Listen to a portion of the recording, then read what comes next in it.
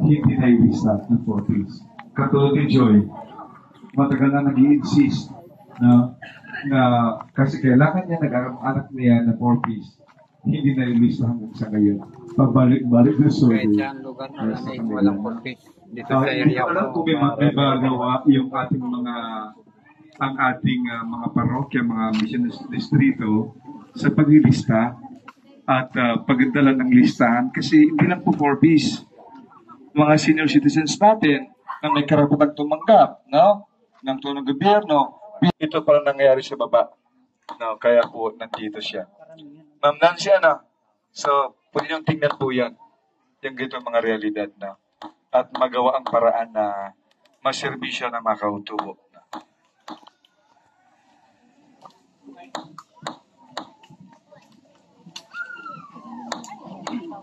Sige. Ang hapon ko sa inyo lahat. Kaya nga ako doon nagtataka rin ako doon sa mga sinasabi nila na kaunti lang yung katutubo. Ang pinagtataka ko lang doon, pag dumaan ang sensus, ultimo bahay, ultimo bata, sinisensus kung yan ay mga tagbanwa. Bakit ngayon lumalabas doon sa kung ang tagbanwa ay kaunti lang? Sana punta yung mga sensus ng mga katutubong tagbanwa na sinasabi nila sa isang lugar ay kaunti lang ang isang tagbanwa. Sa amin lang talaga doon sa Sitio Bird. Nakakapunta rin si Father doon, nakita niya kung kano karami ang mga tagbanwa doon. Napakarami na rin doon, alas isang barangay na rin yun kung talagang gagawing barangay. Pagdating dito, ang kwentada, kaunti lang ang mga IBs. Hindi may lupa, siya na nagbinta ng mga lupang mga tao ron. Kaunti na lang ang nanititira doon sa mga tao ron. Pero, ang sabi ng ating isip ay bibigyan daw niya ng solusyon at mayroon lang mga dapat ayusin na bago ipapasa sa kanya, dadaan din kay attorney. Yun lang po, maraming salamat sa inyo. Magandang hapon po. Lalo na kay attorney. Ako po ay nagpakilala si Carping Kalik, naging akong dakulo sa Tangyan. Po. Saka doon po, attorney, kay meron akong kuhan din doon sa amin po, sa Tangyan. Kasi binabawal din yung kinakawilan namin, sa Tangyan. Binabawal din ang mga kuhan doon, operator. Mga kuhan, security. Ikari po. Kasi yung kuha na yan, bawura na yan, yung wala pang ikari dyan na kami agad. Wala pang ikari dyan. Attorney. Nandiyan na kami. Sa aming kuha yan, bawura. Yan ang kinakawilan namin. Yan pinakamuhay namin sa kuha namin. Yun lang po. Doon po sa issue ng pangangawil, kailan po nagsimula na pinagbawalan kayo ng ikari na mga will? Simula nang pumasok sila. Ano pong naging action natin pagkapasok nila? Pagkasabi nila na bawal na mga will. So, lumipat po kayo or ano pong nangyari?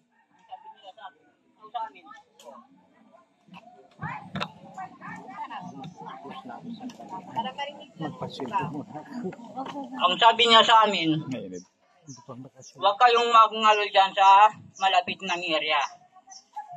Dahil bawal ito. Kasi yung pinapangawilan namin doon sa mga bawura namin, kasi attorney, malayo rin attorney, hindi rin sabi ganong kalapitan. Pero pinabawal pa rin nila yung pinapangawilan namin. Saan pa rin natin? Burgamon. Na, dapat na sa barangay. Yung? Yun. Nakuha na rin dyan. Naisumbong na po natin. Yung sa binabawal na yan. Yung nakaraan, parang nakuha din namin yan. Attorney, ay kahit na kinuha nila, yung magpundo yung mga nangangawil sa mga bawra na yun sa mga linalawutan, pinupusan lagi. Ano po sabi ng barangay? Yung kuwan ng barangay, sabi, huwag bawalan yan dahil sa kanilang kuwan yan, kinapamumuhay. Kakampi nyo ang barangay. O, kung magpakuan kami sa kuwan.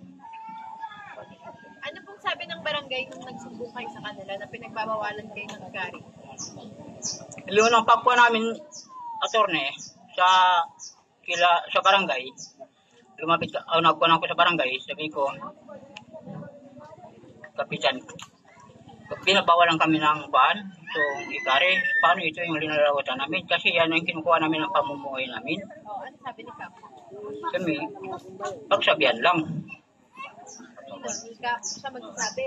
Pagsabihan lang daw. Pagsabihan niya daw yung gari, pero hindi niya pa pinagsabihan. Wala pa. Okay. Ang gawin po natin dyan, mag-demand po tayo kay Kap na mag-issue siya ng order sa Ikari na huwag kayong magbawalan na nakapapel. Tapos ibigay niya sa Ikari na kayo dapat pinagbabawalan. Para hindi lang verbal, may sulat, order galing sa barangay. Kung kakampi niyo po ang barangay, kung sinabi ng barangay sa inyo na pwede kayong huwag sabihin ng Ikari.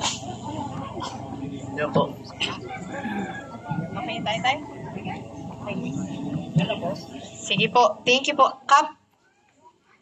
Klaro lang ito. Okay, magandang hapon po sa ating lahat. Katulad yung kanina, nagreklamo dito kanina, niya sa barangay. Una, tingin ko talaga mahirapan tayo dyan as long na wala magtulong sa atin na gusto ko nga dyan, kailangan natin dyan media eh. Kasi para makaladkad kung saan dapat ikaladkad ito. Kasi itong panahon natin ngayon iba na. Kasi yung sabi ninyo sa Hikari, wag lang Hikari ang tutukan ninyo na sila ang merong may sala o may pagkukulang dyan sa nangyari na yan. Yang Hikari, nagbabayad yan doon sa munisipyo dahil nag-lease yan sila. Okay. Attorney, yun lang gusto kong nag-lease yan sila. Minsan nag-lease yan sila ng 25 years nagbabayad sa munisipyo. Ang masakit ito. Dapat na-declare muna ng munisipyo saan yung fishing ground, saan yung navigational road o kung ano pang gamit ng iba para walang masagasaan. Kasi kapag hindi nakialam dyan ang munisipyo, yung ating mga kapatiran sa outside poblasyon, sila yung unang mayayari. Angal nga yung mga tao sa poblasyon na naghahanap buhay ng ginagamit ang dagat, lalo na sila kasi naapektuhan sila eh. Akin ang gusto ko lang iparating kasi wala nang mabiktima dyan kasi kung yung pag-approve ng lease doon sa mga per farm na yan, kung inayos yan, hindi na mapagkakapinsala yun sa ating mga fishermen, lalo na doon sa mga fishing ground. Kasi tama rin yung sinabi kanina nung sinundan ko na buhay pa si Magellan, diyan na sila yung kanilang mga ninununuan, diyan na naghanap buhay. Tama man yan, kasi dito sa sakop ng Barangay Ismeña, kasi malapit sa Barangay Ismeña yung area niya, malapit dyan, marami ding area dyan na fishing ground, which is, pag nilatagan ng Hikari o kaya ng Sumaco per farm, yung area, na wala silang pakundangan na hindi sila nagtitingin kung meron ba silang nasasagasaan o hindi nila iniisip kasi lang ang isip lang nila sila yung pwede lang kumain, yung iba wala, kaya pinapatay na nila yung mga dahan-dahan, yung mga mamamayan na gumagamit doon sa area. Samantalang malaki sana ang karapatan dito at tulong ng munisipyo kapag nagdeklara sila na dapat igalang kung saan yung mga fishing ground ng ating mga fishermen, saan yung navigational road para ayos yung kalakaran pagdating sa paggamit ng dagat. Yan lang po. Ang tanong dyan, attorney, sa ganitong aspeto, pwede bang matulungan ang mamamayan ng Kulyon sa aspetong legal, punto legal, pwede bang matulungan ang mamamayan ng Kulyon para matapos na itong ganitong pangyayari doon sa ating bayan ng Kulyon. Maraming salamat po.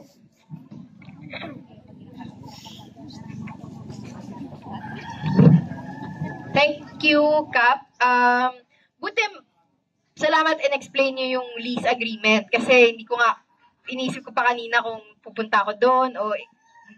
Pero at least na-explain niyo malinaw na ang unang kailangan makausap talaga munisipyo. Kasi sila naman ang nag-grant ng lease agreement sa mga pearl farms.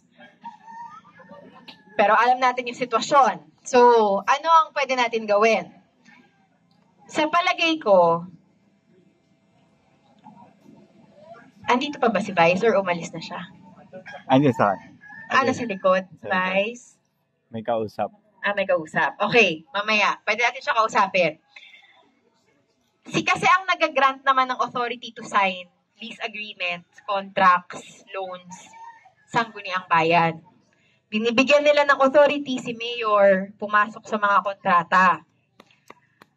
Ngayon, sa palagay ko, pwede nating ipa-review yung mga kontrata sa mga pearl farms.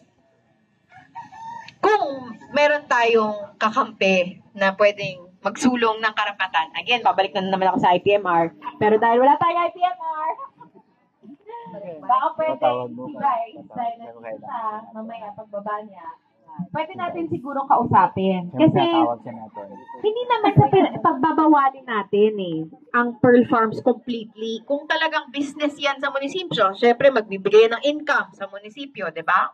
Okay. Pero, dapat merong sustainability plan para sa mga fishermen at IPs na may traditional fishing rights doon po sa mga lugar na yon. Isa pang halimbawa, sunlight. Pagbabawalan ba natin mga resort? Di naman. Diba? Kung may income, pwede naman pumasok. Pero yung haharangin mo, yung daanan ng Marabal sa Chairman Larry, ayun pala si Vice, para gumawa ng villa, yung mga nagre-record, wag nyo na lang i-post. Pero, example, diba? I mean, okay lang naman. Pero, saan sila dadaan? Saan? Saan sila saan? Tinanggalan na sila ng fishing grounds doon sa area nila. Pati pathway, wala na. Iikot na sila. Diba? Idudugtong, balita ko lang, dudugtong pa daw talaga nila yun hanggang isla. Hindi ko alam kung totoo, pero mukhang totoo kasi papunta na doon. Ano mangyayari pagkatapos noon? Kasi ang sunlight, di naman yan isla na may pure buhangin Nung nag-umpisa yan, kinuha lang niya yung mga buhangin from all the other islands. Hinakot nila at dinala nila, tapos kunyari, white sand. Pero hindi naman siya white sand. Yun din ba ang gagawin nila sa Marabal? Pag dinugtong nila sa Marabal? Di ko alam. So, yung mga ganyan, hindi naman natin pinagbabawalan na magkaroon ng mga business, pearl farms, resorts dito sa Culion. Pero sana may pagbabalanse ng karapatan na nangyayari.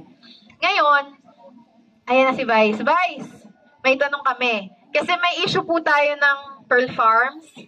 May mga nagsabi na yung mga pearl farms, sila pa yung nag-extend ng mga jurisdiction nila at nagsasabi, bawal kayo mga isda, mga whale, ganyan-ganyan. Kahit si mismong Kapitan Pagaw, in-acknowledge niya na bago pa pumasok yung mga pearl farms na yan, traditional fishing grounds na, di ba po?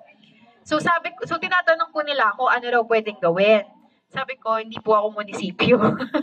So, wala po ako magagawa. Pero sabi ko, baka, kasi ang bibigay ng authority naman to sign Sanggunian.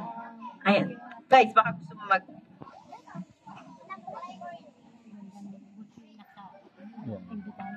Actually, lahat sila, pati mga SP. Yun po, at least mas maganda na i-open ko dito ngayon. Sige po, asahan ninyo. Dadalahin ko yan doon. Kakausapin ko yun sa committee ng ano yan. Para at least matalakay namin doon. Siguro by Monday.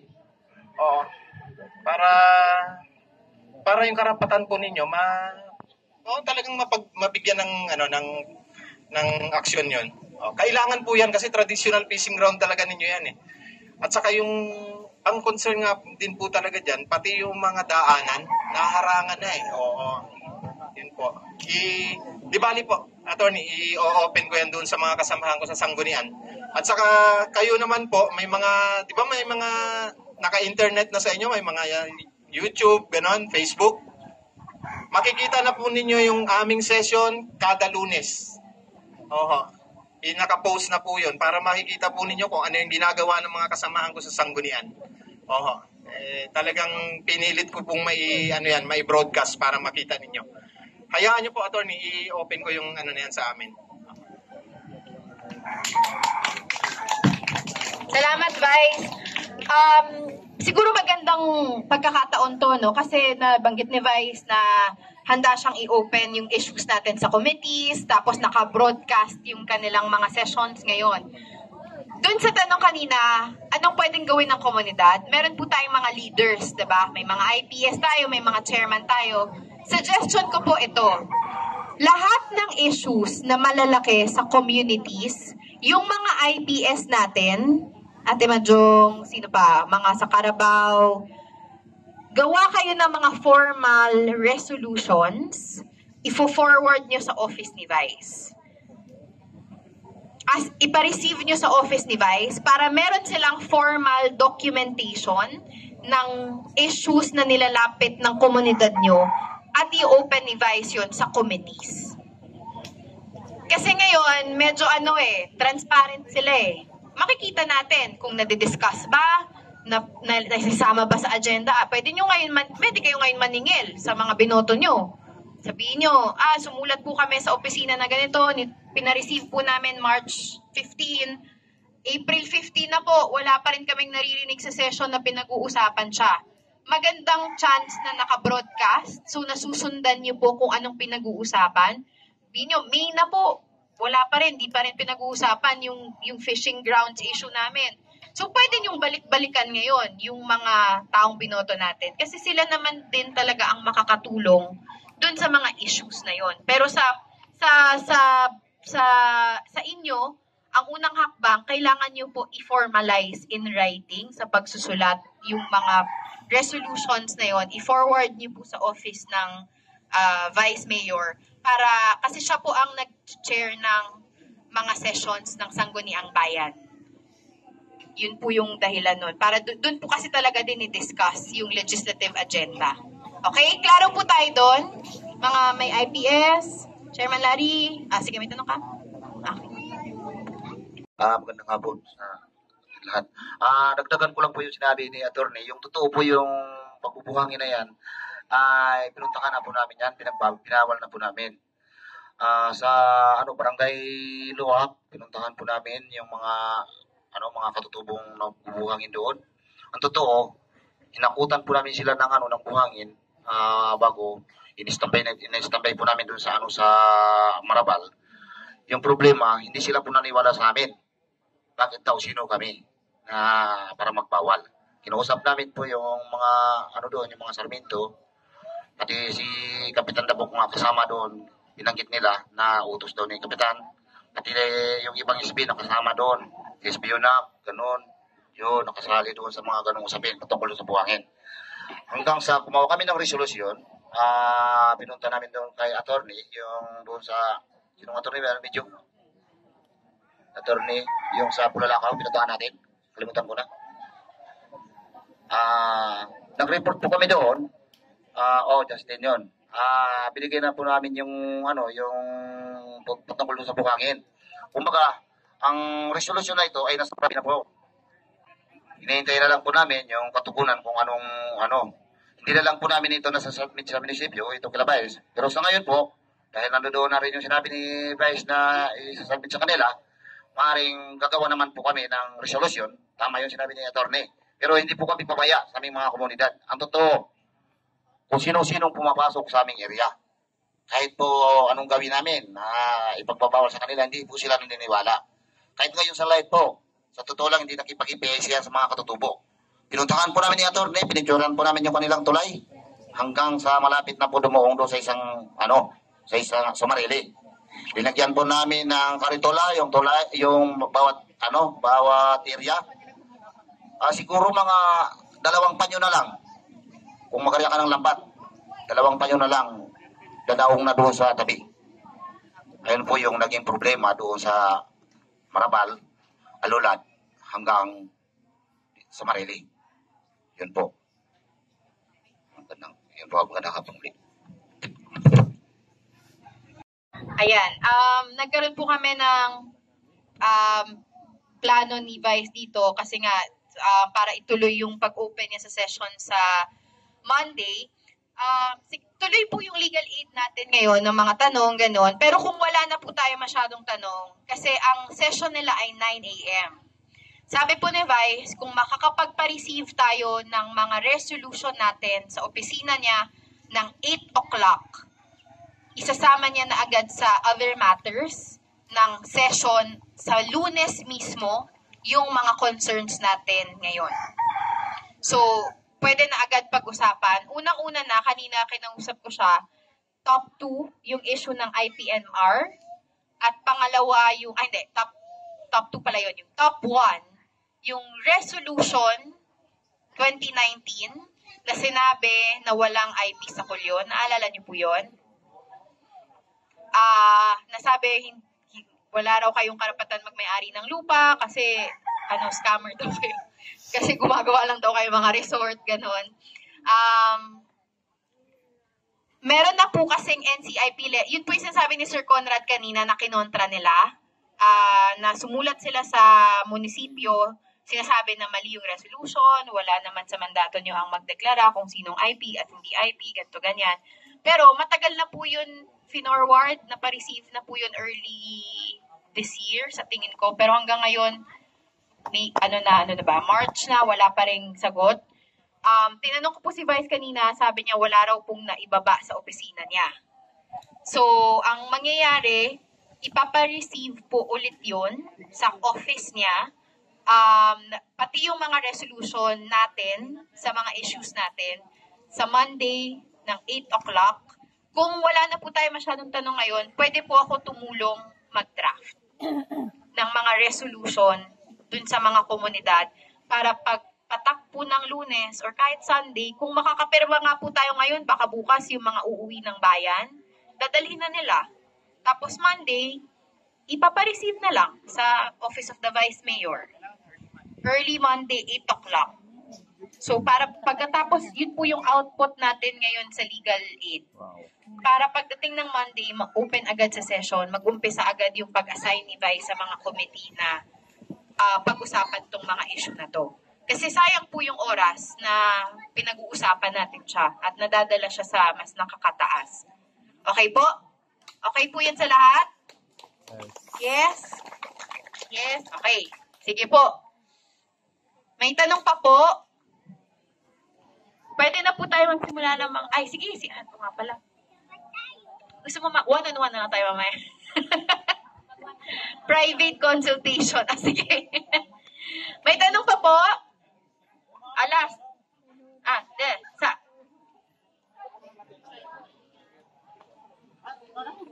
Sino talaga? Mahaya ng aputunom yung tanan, mga putol. Magandang hapon sa inyo sa katutubo. Sa akin lang po, dagdag po doon kay Vice at saka doon sa salita ni attorney. Kasi sa amin, ganun din po yung sumako. Tuwing puntahan namin, kami pa ang napapagalitan. Ang sabi po, yun daw ang order sa kanila ni Mayora. Kaya wala kami magawa kasi sabi niya, iisang tao lang ang dapat makagawa sa inyo.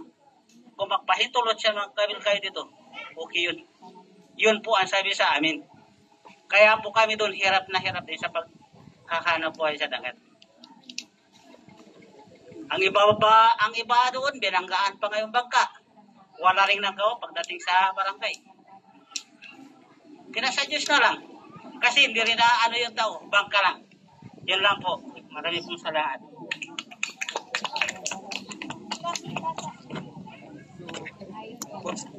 Tama po yung inano siguro ni Ma'am Yesa kasi para po sa kalaman natin lahat.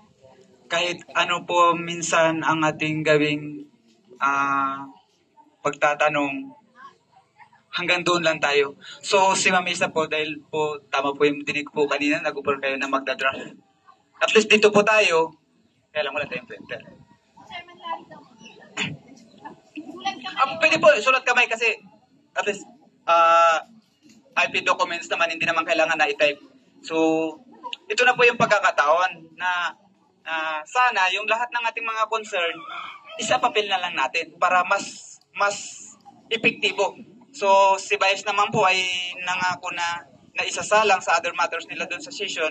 At least doon po sa public, abangan po natin yung kanilang gaganaping session. At least yung nakikita natin na talagang yung ating mga itinatanong ay merong mga kasagutan sa pamamagitan po ng kanilang session. So, abangan po natin para po at least ngayon sama-sama natin pagtulong-tulungan natin gawin lahat ng mga membro, mga chairman, mga apo, mga manigaragal na sana po tulong-tulong po tayo kasi hindi naman po si Ma'am Esa yung susulat siya lang. Kailangan nandun yung concern natin kasi hindi lahat magagawa yan ni attorney nang siya lang. Siyempre lahat tayo dapat concern doon sa mga bagay-bagay, lalong-lalo na pagdating sa dokumento. Yan po ay huwag nating pabayaan. So ganito po, mas maganda po siguro attorney para masagot talaga yung lahat. I-dokumento natin para sigurado. Kasi magtanong man tayo ng magtanong, sa tingin ko, maaaring yung iba naintindihan, baka mamaya natalisod tayo dyan, nakalimutan kung ano yung naipayo sa atin. So, i-dokumento natin. Total, nandito si Vice, malaking tulong talaga na yung kanyang present ay nandito. Ganito mga issue, nandito sila Kap. Matulungan tayo. At yun po, magawa. Masagot talaga yung lahat ng issue, lahat ng dokumento na dapat gawin ngayon. Nandito na lang din tayong lahat, at least mapirmahan. Hindi na tayo mangangalap ng ano pa mang ibang impormasyon. So yun po, tulong-tulong po tayo dito. Ikaw po, attorney, magsusulat po. Para at least yung uuwi ng bayan, bukas. Ganito po yung magiging proseso natin. So medyo magko-convert na po tayo sa paralegal training. Tuturuan ko po kayo kung paano sumulat ng mga resolutions, official letters, correspondence, para po kahit wala po kayong abogado, kaya niyo pong magsulat. So, may chalk po ba tayo? Gumagana ba yung board na yan? Pwede ba natin siyang, may chalk? Okay, sige. So, kung wala pong tanong, mamaya pa naman pwede mag-consult. May isa pa? Sige. Pero after po nito, ito na yung masarap na parte. Pag tinuruan tayo ni attorney, baka bukas lahat tayo attorney na sa maikling panahon. Samantalang sila pinag-abutan ng 8 taon. At nakaabot na yan sa office of the mayor. Now, sabi nga ni Vice, parang hindi man yan yata na dinala doon sa amin, pero wala kaming alam dyan. Sa akin, kung nandoon lang yan sa loob ng office of the executive, di ba po pwede na siguro yon 15 days or 10 days na hindi sila nag-respond doon sa customary reglamento, may reglementary period yan, 10 days or 15 days according doon sa batas. Di ba po pwede na yun, deem as approved, kahit na hindi na italakay pa uli? Maraming salamat po. yung sulat po ni NCIP, Masyadong hindi malapit po yung mic mo, siya, napuputol. unfortunately, masasabing deemed as approved kasi hindi po siya request. It was a challenge. Opo. Letter po kasi siya na sina-challenge at kino-correct yung Resolution 2019-1592. Hindi siya request. So, walang action. Well, meron siya sa dulo na very mild request to say na baka pwedeng i-revise ng Sangguniang Bayan o i-amend yung resolution kasi para makorek yung mistake. Pero hindi po siya application in a sense na deemed as approved sa ARTA. So yun po, para lang klaro kasi baka isipin naman nila na parang hala baka approve na nga. Pero yun po, hindi po kasi klaro yung hindi po siya application eh. So kailangan talaga ng another action or step forward from the Sanggunian na I think i-lead naman ni Vice. Okay? Okay na po? Pwede na tayo mag-paralegal training.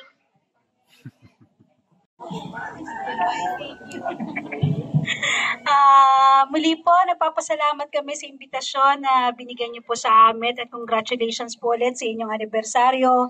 Yun nga, sa ninasang pagkakataon, ayun, nagkaroon ng emergency, pero okay na po siya. So maraming salamat po at sana yung mga layunin niyo po ay mapakatotoo. Thank you po. Ayan, maraming salamat po.